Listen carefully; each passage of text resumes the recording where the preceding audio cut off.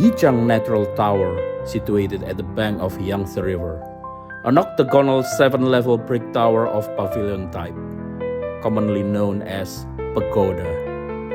And a tributary nearby is also called the Pagoda River. According to the legend, it was built by Guopu, a rider in Jin Dynasty.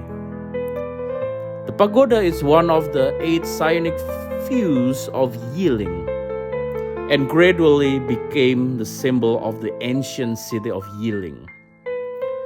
The existing natural tower is an ancient building rebuilt during the Qianlong period of the Qing dynasty. And here's the natural tower in Yichang.